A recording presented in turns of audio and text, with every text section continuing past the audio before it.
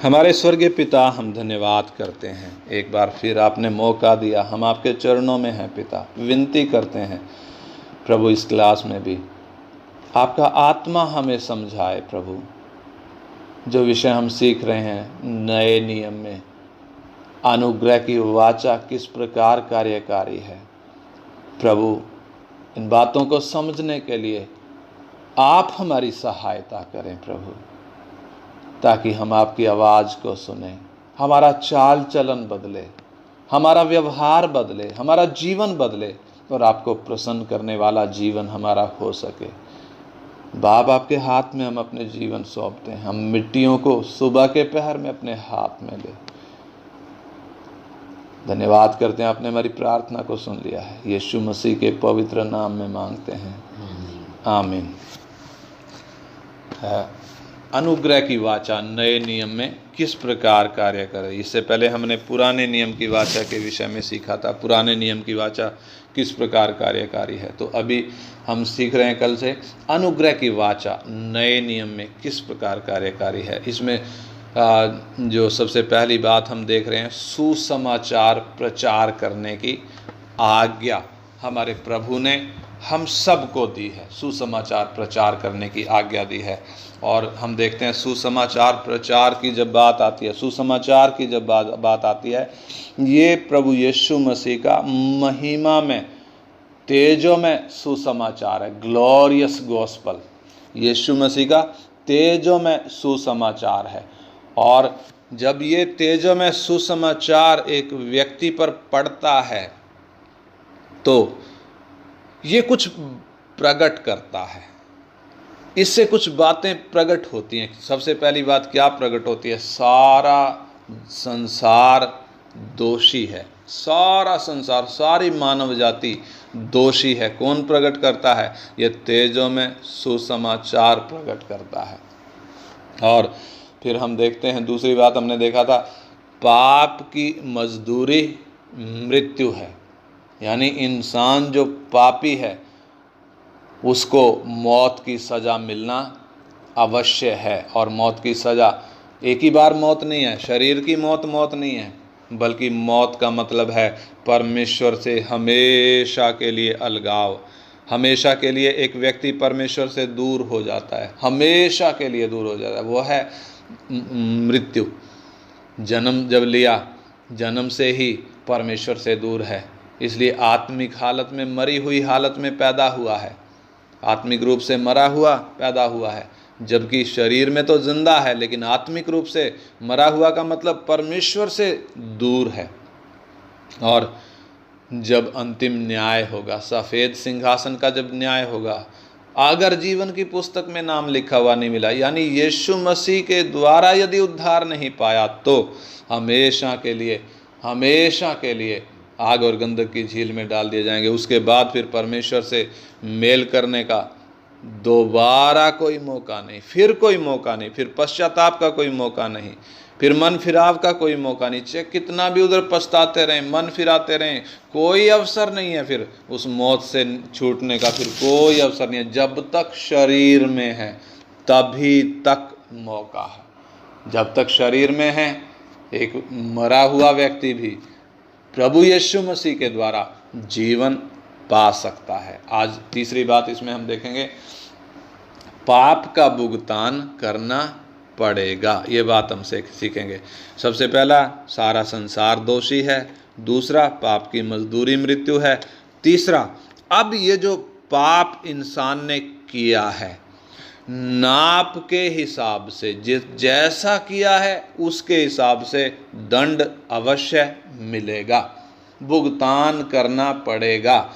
इसके लिए आइए हम परमेश्वर के वचन से पढ़ेंगे व्यवस्था विवरण, उसका 25 अध्याय 1 से 3 वचन हम पढ़ें। व्यवस्था विवरण 25 अध्याय का 1 से 3 वचन हम पढ़ेंगे।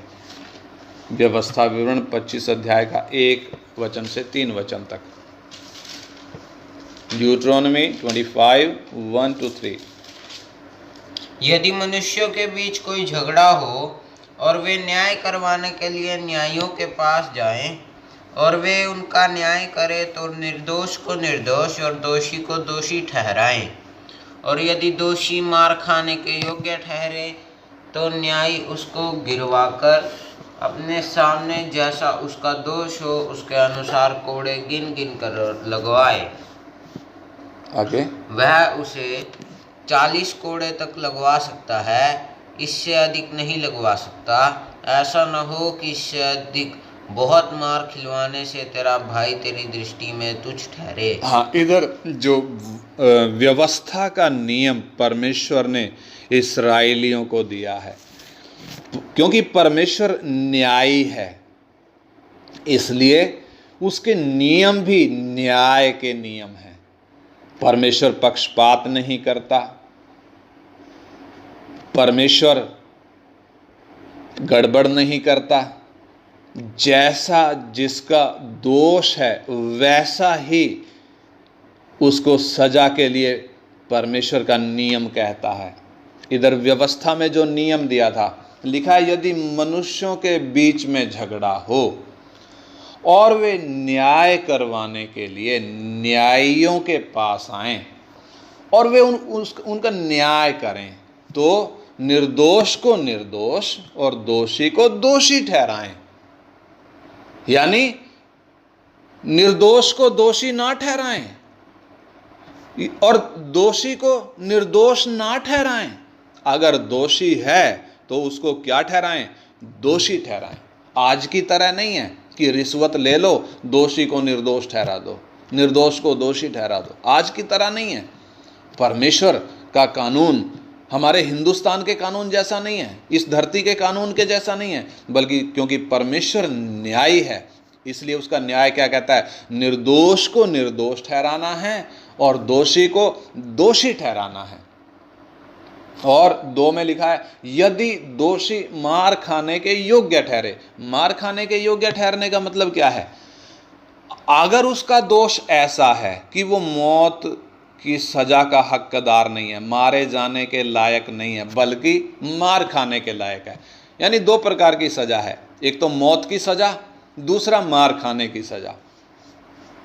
और इधर लिखा है यदि उसका दोष ऐसा हो कि वो मारे जाने लायक ना हो बल्कि मार खाने के लायक हो, तो करना क्या है? न्यायी उसको नीचे गिरवाकर अपने सामने जैसा उसका दोष हो उसके अनुसार कोड़े गिन गिन कर लगवाए। अपने सामने लगवाए। बाद की सजा बाद में नहीं, सजा अपने सामने, अपनी आंखों के सामने न्यायी उसको सजा दे। अपनी आंखों के सामने करना क्या है? नीचे गिरवा कर उसको कोड़े लगवाए। कोड़े कितने? अनगिनत नहीं, गिन गिन कर। जैसी सजा है, जैसा उसका दोष है, उसी सजा के हिसाब से उसको गिन गिन कर कोड़े लगवाए। यानी कोड़े कितने? जैसी उसकी सजा है, उससे ज्यादा या कम नहीं, ना तो एक कम ना तो एक ज्यादा। और फिर 3 में लिखा है वह उसे 40 कोड़े तक लगवा सकता है। यानी 40 कोड़े मैक्सिमम लिमिट है, अधिकतम संख्या है, इससे ज्यादा कोड़े नहीं लगवा सकता। उधर लिखा है वह उसे 40 कोड़े तक लगवा सकता है, इससे अधिक नहीं लगवा सकता। ऐसा ना हो कि इससे अधिक मार खिलाने से तेरा भाई तेरी दृष्टि में तुच्छ ठहरे। इसका मतलब क्या है? एक व्यक्ति को कोड़े मारे जा रहे हैं, बिना गिने मारे जा रहे हैं, इसका मतलब वो पशु थोड़ी है जिसको मारा जा रहा है। वो पशु नहीं है भाई, तेरा भाई है। यानी परमेश्वर जब सजा देने की बात कह रहा है तो सजा कैसे देना है? अंधा होकर सजा नहीं देना, बल्कि नियम के हिसाब से सजा है। एक कोड़ा फालतू नहीं, एक कोड़ा कम नहीं। और इधर हम देखते हैं 40 कोड़े की बात कही गई है। 40 मैक्सिमम, 40 से ज़्यादा नहीं मारना। लेकिन अगर दोष कम है तो कम मारना है। अगर 1 कोड़े का दोष है तो 1 कोड़ा मारना है, 5 कोड़े का दोष है तो 5 कोड़े मारने हैं, 10 कोड़े का दोष है तो 10 कोड़े मारने हैं। यानी जितना दोष उतने ही कोड़े। कारण परमेश्वर न्यायी है, वो अन्याय नहीं करेगा। जिसने जो गलती करी है उस गलती के हिसाब से ही दंड देगा। यानी अगर दोषी है, पाप किया है, गलती करी है, तो माफी की कोई गुंजाइश नहीं है, माफ नहीं किया जा सकता। वहां न्यायी के सामने खड़ा होकर कितना भी गिड़गिड़ाए, मुझे माफ कर दो, माफ कर दो, माफ कर दो, माफ करने का सवाल नहीं है, माफ नहीं हो सकता। माफी का तो कोई उसमें प्रावधान है ही नहीं, बल्कि जो दोष किया है, जो गलती करी है, जो पाप किया है, जो अपराध किया है, उसके हिसाब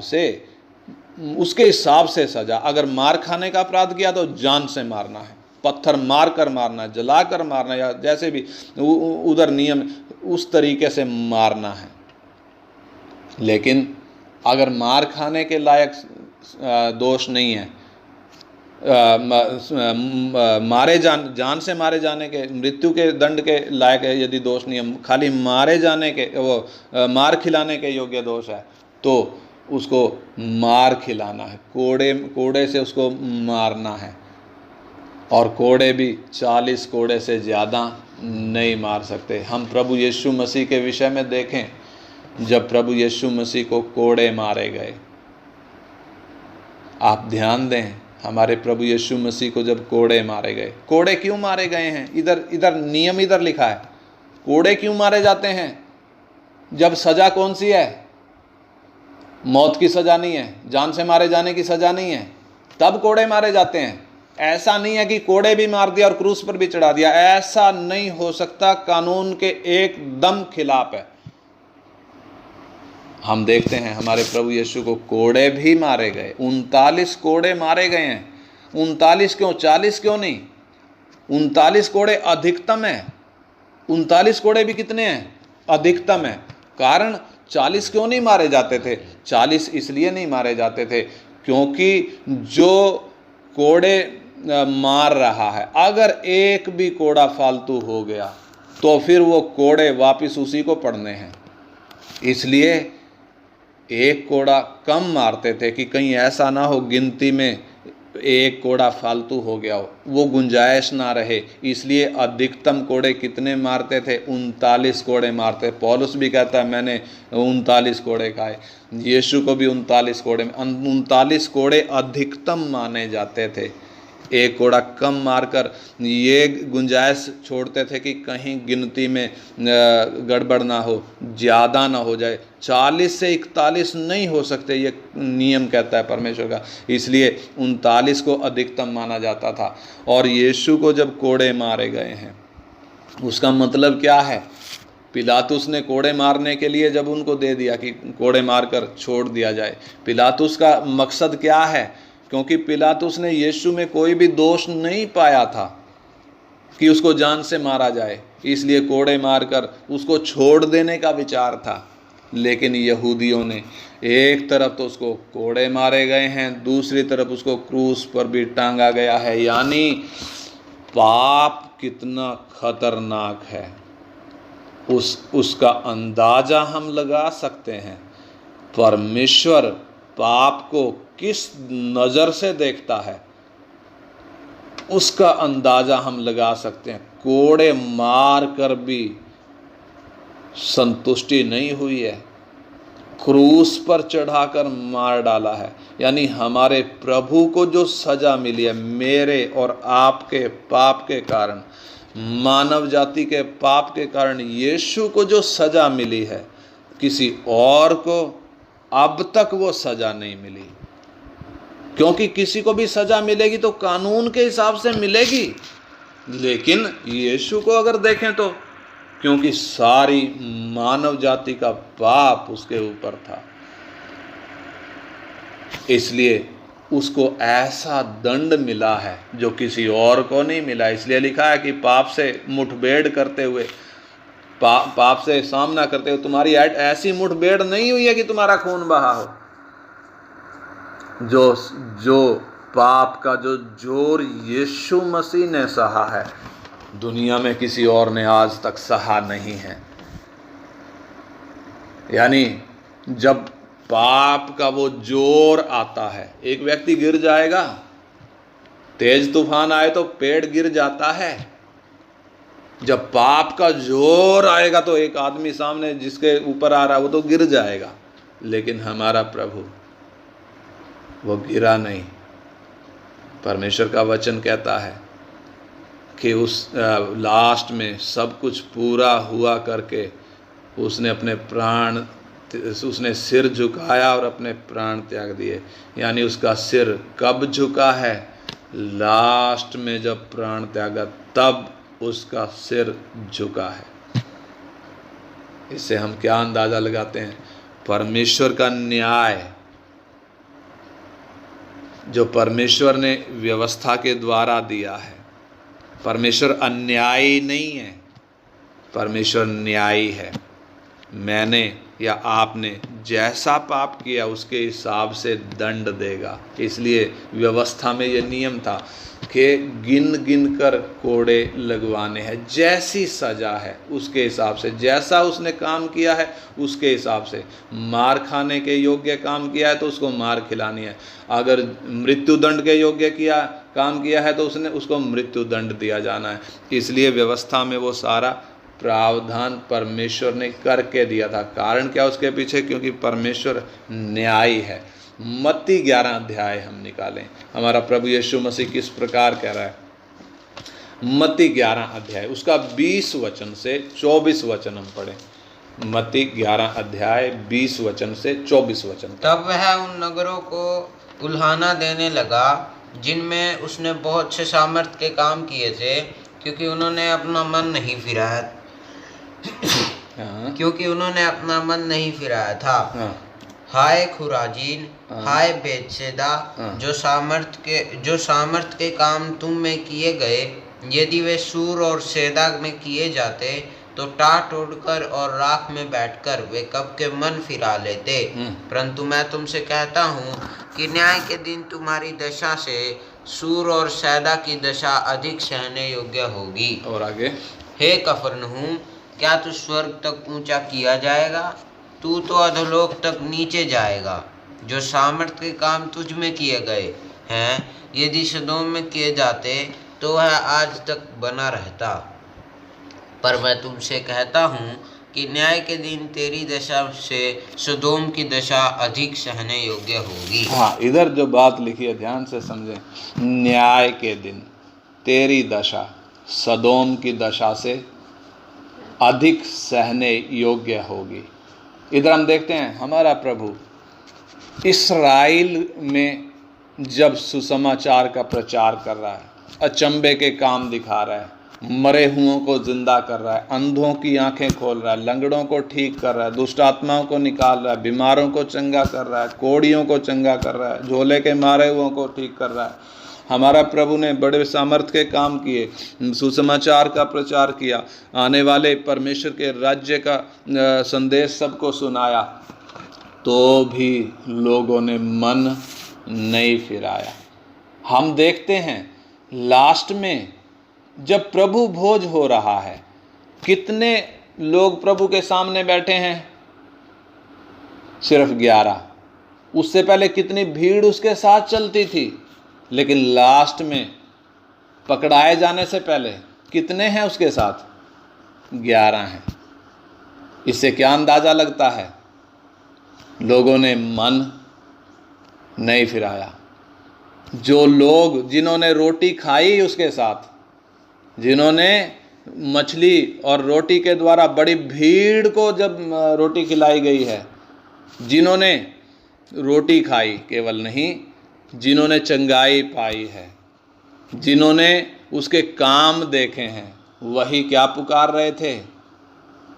इसको क्रूस पर चढ़ाओ, इसको क्रूस पर चढ़ाओ, इसको क्रूस पर चढ़ाओ। जिन्होंने उसके स्वागत में खजूर की डालियां बिछाई थी, होसन्ना गाया था, बाद में क्या हो गए? उसके खिलाफ खड़े हो गए।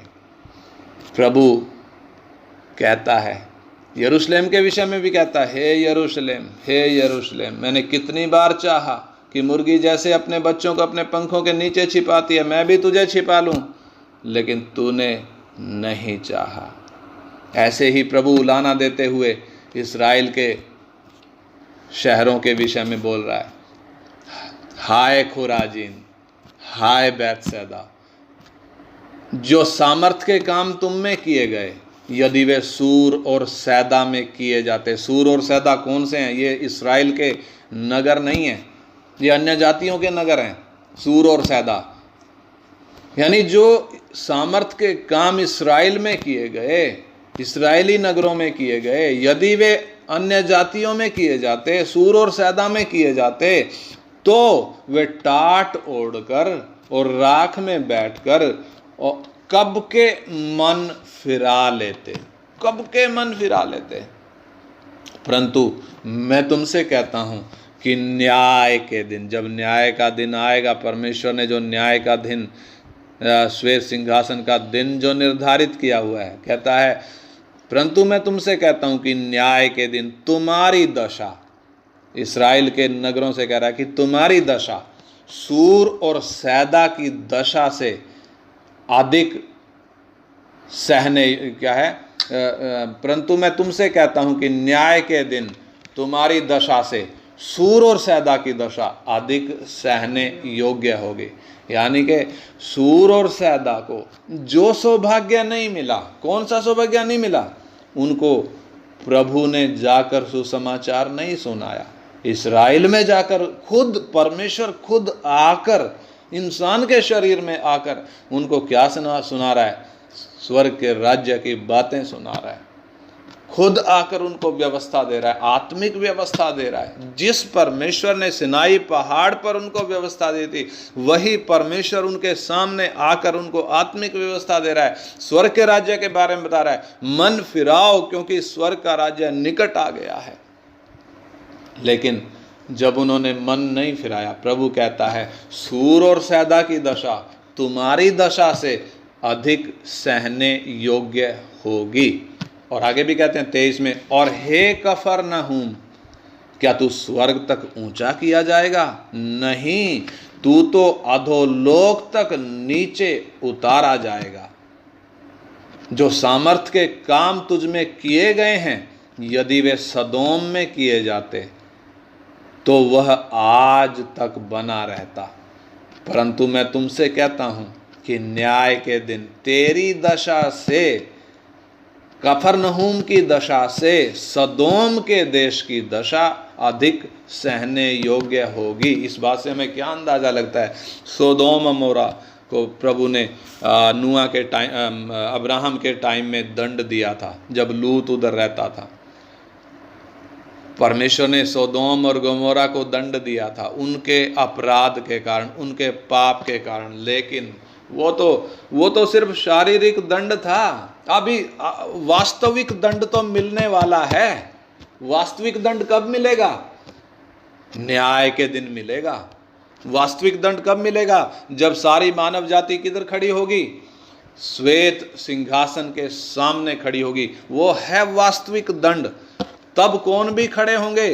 सोदोम गमोरा भी खड़े होंगे, उधर के लोग भी खड़े होंगे जिन्होंने उस वक्त दंड सहा था। वो दंड काफी थोड़ी है। यानी शरीर की मौत कोई मौत थोड़ी है। असली मौत तो कौन सी है? जब सफेद सिंहासन के सामने इंसान खड़ा होगा। उधर सदोम और गमोरा के भी होंगे, उधर कफरनहूम के भी होंगे, उधर सूर और सैदा के भी होंगे, उधर खुराजीन और बैतसैदा यरूशलेम के भी होंगे। प्रभु कहता है, हे कफरनहूम, तेरी दशा से सदोम देश की दशा अधिक सहने योग्य होगी। हे खुराजीन, हे बैतसैदा, तेरी दशा से सूर और सैदा की दशा अधिक सहने योग्य होगी। यानी कि जिन देशों को, जिन लोगों को जितना फैसिलिटी मिली, जितनी सुविधा मिली, या सुसमाचार जितना मिला, या वचन जितना मिला है, उसके हिसाब से अगर कोई गलती करे उसके हिसाब से सजा है। यानी अगर सोच कर देखें तो खुराजीन और बैतसैदा, उनको सुसमाचार सुनाया गया। प्रभु ने आकर उनको सुसमाचार सुनाया। इस्राएल को प्रभु ने आकर सुसमाचार सुनाया। हम अपनी हालत देखें तो, थोड़ी देर के लिए हम अपनी हालत देखें।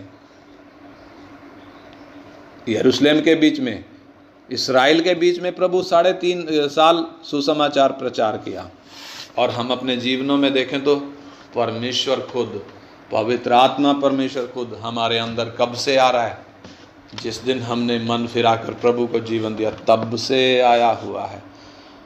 और हम वचन सीख रहे हैं। परमेश्वर हमें सही वचन भी खोल कर दे रहा है, असली वचन खुलकर हमें मिल रहा है। और ऐसे में यदि हम इसको ना माने तो क्या होगा? अगर हम इसका पालन ना करें, या अगर हम लापरवाह हो जाएं, या फिर यदि हम अपनी मर्जी से चलने लग जाएं, तो फिर क्या होगा? यानी हमारी एक गलती, सदोम अमोरा की एक गलती, या यूं कहें हमारी एक गलती, हमारे पड़ोस में रहने वाले एक अन्य जाति की गलती जिसने परमेश्वर को नहीं जाना, क्या बराबर है? कदापि बराबर नहीं है, बिल्कुल भी बराबर नहीं है। जिस तक सुसमाचार नहीं पहुंचा, और हम जिनको वचन खुलकर मिला है, एक ही गलती, दोनों ने एक ही गलती यदि करी है तो दोनों की सजा बराबर कदापि नहीं होगी, क्योंकि हमने सत्य को जाना। इसलिए लिखा है, यदि सत्य को पहचान कर भी एक व्यक्ति पाप करने लगे, जानबूझकर पाप करता रहे, तो फिर दोबारा मन फिराना, नया होना, अनहोना है, हो नहीं सकता है। फिर तो भयानक दंड बाट देख रहा है, आग का एक बड़ा ज्वलन बाकी है। यानी परमेश्वर कितनी बड़ी चेतावनी हमको देता है। यानी परमेश्वर का व्यवहार एक अन्य जाति के साथ, आज के समय की बात है, एक अन्य जाति के साथ और एक विश्वासी के साथ बराबर नहीं है। बराबर का मतलब परमेश्वर पक्षपात करता है क्या? पक्षपात नहीं। जो जितना जानता है, जिसको जितनी समझ है, परमेश्वर उसके हिसाब से न्याय करेगा, माप कर देगा। कैसे देगा? नाप कर देगा। अन्यायी नहीं है। जैसा दंड है, सजा भी वैसी ही होगी। न्यायी परमेश्वर सब पापियों को एक ही लाइन में खड़ा नहीं करेगा। भी एक ही लाइन में, और गधे घोड़े के साथ एक जैसी वो नहीं है, एक जैसा व्यवहार नहीं है ना। सबको एक जैसी सजा नहीं देगा, बल्कि मिली हुई सुविधाओं के हिसाब से दंड मिलेगा। इसलिए आज हम जो प्रतिदिन परमेश्वर का वचन सीख रहे हैं, और सब सुविधाएं हमारे पास हैं, हमें प्रभु ने मोबाइल दिया है, इंटरनेट दिया है, सुनने की सुविधा दी है, सुबह भी शाम को भी हम सीख रहे हैं। परमेश्वर का आत्मा हमें वचन खोल कर दे रहा है, सब सुविधाएं दी हैं। परमेश्वर उसी के अनुसार हमसे हिसाब भी लेगा, उसी के अनुसार हिसाब भी लेगा। अर्थात इतनी सच्चाई जानने के बाद भी यदि हम सही तरीके से चल नहीं सकते, सही तरीके से यदि चलते नहीं हैं, तो फिर मसीह के न्याय आसन के सामने हम क्या बहाना बनाएंगे? हम क्या कहकर उधर बोलेंगे कि मैंने ऐसा इसलिए नहीं किया, किस लिए नहीं किया, मैं चल नहीं पाया, क्यों चल नहीं पाया, क्या बहाना है? उधर कोई बहाना चलेगा नहीं। अन्य जातियों का सफ़ेद सिंहासन का न्याय तो बाद में है, उससे पहले मसीह के न्याय आसन के सामने हम विश्वासियों ने खड़े होना है, हम कलीसिया ने खड़े होना है।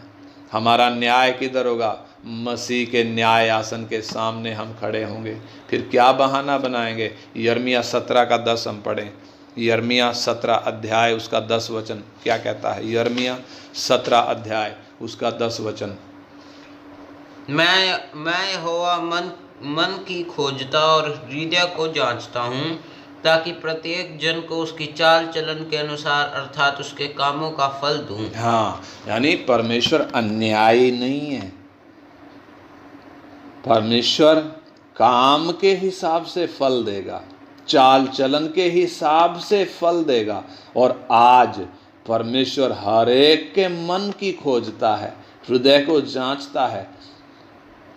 हमने काम क्या किया, बोला क्या, वो नहीं, हमने मन में सोचा क्या, परमेश्वर वो देख रहा है। हमने सोचा क्या है, क्या विचार आया है, किस मनसा से हम वहाँ खड़े थे, किस मनसा से हम वहाँ गए, किस मनसा से, किस उद्देश्य से हमने ये काम किया है, परमेश्वर वो करता है। यानी हमारे देश की सीबीआई के पास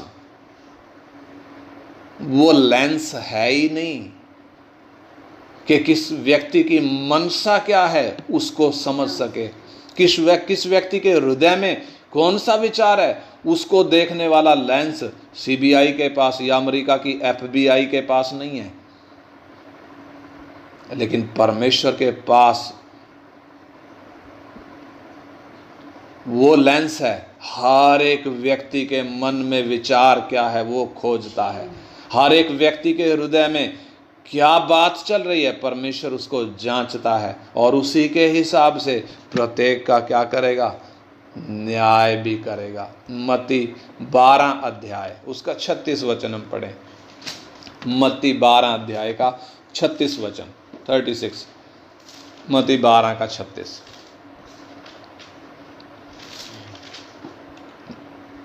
और मैं तुमसे कहता हूँ कि जो जो निकम्मी बातें मनुष्य कहेंगे, न्याय के दिन वे हर एक उस बात का लेखा देंगे। हाँ, प्रभु कहता है मैं तुमसे कहता हूँ कि जो जो निकम्मी बातें मनुष्य कहेंगे, न्याय के दिन हर एक बात का लेखा देंगे। यानी इधर जो बातें बोली जा रही हैं उधर उनका हिसाब लिखा जा रहा है, एक एक बात लिखी जा रही है। उधर जब हम पढ़ते हैं प्रकाशित वाक्य 20 अध्याय में जब पढ़ते हैं, सब मरे हुए सफ़ेद सिंहासन के सामने खड़े हैं और फिर किताबें खोली गईं, और जैसा जैसा जिसने किया था वैसा वैसा उन किताबों में लिखा हुआ था, और वह उन किताबों में लिखे हुए के अनुसार ही सबका न्याय किया गया।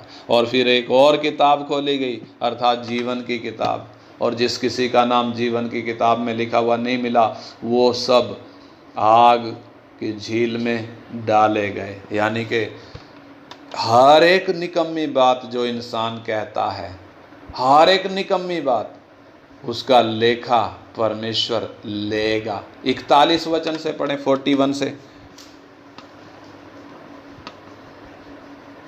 नीनवे के लोग न्याय के दिन इस युग के लोगों के साथ उठकर उन्हें दोषी ठहराएंगे, क्योंकि उन्होंने योना का प्रचार सुनकर मन फिराया, और देखो यहाँ वह है जो योना से भी बड़ा है। हाँ, बस इधर क्या लिखा है, प्रभु इस्राएल में जब प्रचार कर रहा है, इस्राएल के लोगों के सामने उनको क्या कह रहा है, कहता है नीनवे के लोग न्याय के दिन इस युग के लोगों के साथ उठकर उन्हें दोषी ठहराएंगे। इस युग के लोगों के साथ उठकर उन्हें क्या ठहराएंगे, दोषी ठहराएंगे, क्योंकि नीनवे के लोगों ने तो योना का प्रचार सुना और मन फिराया। उन्होंने तो टाट पहनकर राख में बैठकर उपवास लेकर मन फिराया, छोटे बड़े इंसान जानवर सब ने उपवास लेकर मन फिराया। लेकिन देखो यहाँ वह है, यानी तुम्हारे सामने वो खड़ा है, तुमसे वो बातें कर रहा है जो योना से भी बड़ा है। मतलब क्या है, योना के प्रचार से और यीशु मसीह के प्रचार में बराबरी नहीं है। योना का प्रचार सुनकर यदि एक व्यक्ति ने, एक देश ने, एक नगर ने मन फिराया, तो क्या परमेश्वर खुद आकर जब बात कर रहा है, क्या मन नहीं फिराना चाहिए? अगर फिर भी मन नहीं फिरा रहे तो कहता है नीनवे के लोग न्याय के दिन इस युग के लोगों के खिलाफ उठकर उन्हें दोषी ठहराएंगे। यानी नीनवे के लोगों का दंड और अभी जो सुसमाचार सुन रहे हैं, वचन सुन रहे हैं, उनका दंड बराबर नहीं है। किसको ज़्यादा मिलेगा? नीनवे के लोगों को नहीं, बल्कि अभी जिनको परमेश्वर ने खुद सुसमाचार बताया है परमेश्वर का आत्मा आज जिनसे खुद बात कर रहा है, अगर वे फिर जाएं तो, अगर वे गलती करें तो, अगर वो पाप करें तो, अगर वो सही तरीके से ना चलें तो नीनवे के लोगों से ज्यादा दंड उनके लिए बाट देख रहा है। 42 वचन पढ़ें, 42। दक्षिण की रानी न्याय के दिन इस युग के लोगों के साथ उठकर उन्हें दोषी ठहराएगी, क्योंकि वह सुलेमान का ज्ञान सुनने के लिए पृथ्वी की छोर से आई। और देखो, यहाँ वह है जो सुलेमान से भी बड़ा है। हाँ देखो, सुलेमान का ज्ञान सुनने के लिए कौन आया? दक्षिण की रानी। क्या देखने के लिए? सुलेमान का ज्ञान सुनने के लिए। ज्ञान का मतलब उसको परमेश्वर ने वो बुद्धि दी थी, दुनिया कायल थी उसकी बुद्धि की, इतना बुद्धिमान था सुलेमान। परमेश्वर ने उसको बुद्धि दी थी और उसकी बुद्धि की बातें सुनने के लिए दूर दूर से लोग आते थे। दक्षिण की रानी उसकी बुद्धि सुनने के लिए आई थी, उसके ज्ञान की बातों को सुनने के लिए आई थी, और जैसा उसने सुना था वैसा ही उसने पाया भी, वैसा ही पाया भी।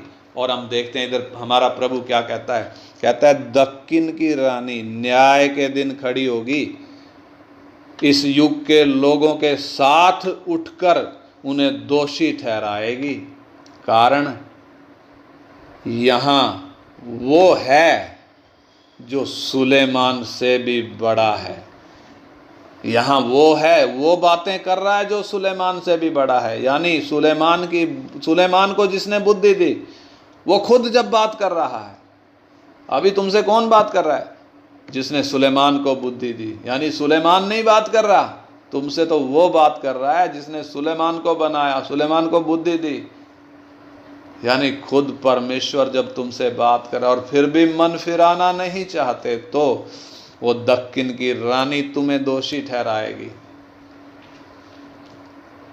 यानी परमेश्वर का वचन कितना चेतावनी हमको देता है, कितना चेतावनी हमको देता है। सुसमाचार जब एक व्यक्ति तक पहुंचता है, अगर वो उसका इनकार करता है तो कितना भयानक दंड है। दूसरा पत्रस 2 अध्याय उसका 20 से 22 वचन पढ़ें। दूसरा पत्रस 2 अध्याय 20 से 22। दूसरा पत्रस 2 अध्याय 20 से 22। जब वे प्रभु और उद्धारकर्ता यीशु मसीह की पहचान के द्वारा संसार की नाना प्रकार की अशुद्धता से बच निकले और फिर उनमें फंस कर हार गए, तो उनकी पिछली दशा पहली से भी बुरी हो गई है, क्योंकि धर्म के मार्ग का ना जानना ही उनके लिए इससे भला होता कि उसे जानकर उस पवित्र आज्ञा से फिर जाते जो उन्हें सौंपी गई थी। पर उन पर यह कहावत ठीक बैठती है कि कुत्ता अपनी छांट की और नहलाई हुई सुअरनी कीचड़ में लौटने के लिए फिर चली जाती है। हाँ, इधर परमेश्वर का वचन जो हमने पढ़ा है, क्योंकि अभी समय कम है, इसको हम कल समझेंगे। प्रभु की मर्जी है तो प्रभु टाइम देगा तो हम इसको कल समझेंगे। आज हमने देखा परमेश्वर का वचन, जो आज हमने देखा है, परमेश्वर पाप का जो हिसाब लेगा, नाप कर लेगा। यानी जैसा जिसका पाप है उसी के हिसाब से परमेश्वर लेखा भी लेगा। जिसको जितना सुविधाएं मिली उसके हिसाब से परमेश्वर हिसाब लेगा। जिनको यीशु ने प्रचार किया, अगर मन नहीं फिराया, उनकी सज़ा सोदोम मोरा से ज़्यादा है, सूर सैदा से ज़्यादा है। और आज के समय में परमेश्वर खुद, पवित्र आत्मा परमेश्वर खुद जब बात कर रहा है, अगर तो भी हम में से कोई मन नहीं फिराता है, तो भी अगर हम अपनी मर्जी से चलते हैं, परमेश्वर की मर्जी को अपने जीवन में पूरा नहीं करते हैं, तो इस्राएल जिन्होंने मन नहीं फिरा, उनसे भी खतरनाक दशा किसकी होगी? हम सोच कर देखें। आइए हम प्रार्थना करें। हमें मिला हुआ मौका, हे परमेश्वर, हम एक एक जन इस मौके को भुना लें। ये कीमती समय, ये कीमती वचन, ये सच्चे मोती, हम एक एक जन प्रभु इनको भुना लें। प्रार्थना करें, हम एक एक जन इनको भुना लें। सिंसियर होकर हम प्रार्थना करें। परमेश्वर हमसे बात कर रहा है, खुद परमेश्वर हमसे बात कर रहा है। हमें मिला हुआ वचन सांसारिक ज्ञान नहीं है, कोई धार्मिक ज्ञान नहीं है, किसी साधु संत महात्मा महापुरुष ज्ञानी अवतार या किसी गुरु सतगुरु का वचन नहीं है। जीवते परमेश्वर की आवाज़ हम सुन रहे हैं। हमारे हाथ में जो पुस्तक है, 66 किताबें, ये जीवते परमेश्वर का वचन है। इनको हम देखते कैसे हैं? इनको जब हम पढ़ते हैं, कैसे पढ़ते हैं? किस उद्देश्य के लिए पढ़ते हैं? हमें जब वचन सीखने को मिल रहा है, हम किस मनसा से सीख रहे हैं और सीख कर हम करते क्या हैं? एक तरफ तो हम वचन सीख रहे हैं, दूसरी तरफ हम अपनी मर्जी से चल रहे हैं। क्या ऐसा है? या हम जैसा सीख रहे हैं उसके अनुसार हमारा चाल चलन भी है? प्रभु यही चाहता है कि जो हम सीख रहे हैं उसके अनुसार हमारा चाल चलन भी बने। हमारे जीवन में मर्जी हमारी नहीं, परमेश्वर की पूरी हो। अभी हम गाना गा रहे थे। क्या गाना गा रहे थे? अपनी खुदी का इनकार करूं मैं, उठा के प्यारी सलीब पीछे चलूं मैं, तेरी मर्जी सदा पूरी करता रहूं मैं, तेरा इलाही प्यार में पाकर। आइए अपने जीवनों में हम और आज्ञाकारी और सिंसियर हो जाएं। हमें मिले हुए वचन को हम बड़ी आज्ञाकारिता के साथ, समर्पण के साथ स्वीकार करते हुए इसके अनुसार चलें। परमेश्वर का आत्मा चलाने के लिए तैयार है, हर सत्य के मार्ग में चलाने के लिए वो हमें तैयार है। आइए हम पवित्र आत्मा की सहायता लेकर उठ खड़े हों। हालेलुया। स्वर्गीय पिता, हम धन्यवाद करते हैं आपके वचन के लिए। प्रभु, आपने सुबह के पहर में हमसे बातें करी। प्रभु, ये वचन हम एक एक के लिए आशीष का कारण बने, किसी के लिए भी न्याय का कारण ना बने। हमारी सहायता कर। इन दिनों आप जो वचन दे रहे हैं प्रभु, अपने हृदय में ग्रहण करने के लिए, अपने लिए ग्रहण करके इसके अनुसार चलने के लिए प्रभु पवित्र आत्मा हमारी मदद और सहायता करें। सब महिमा आपको देते हैं पिता यीशु मसीह के पवित्र नाम में मांगते हैं। आमीन आमीन।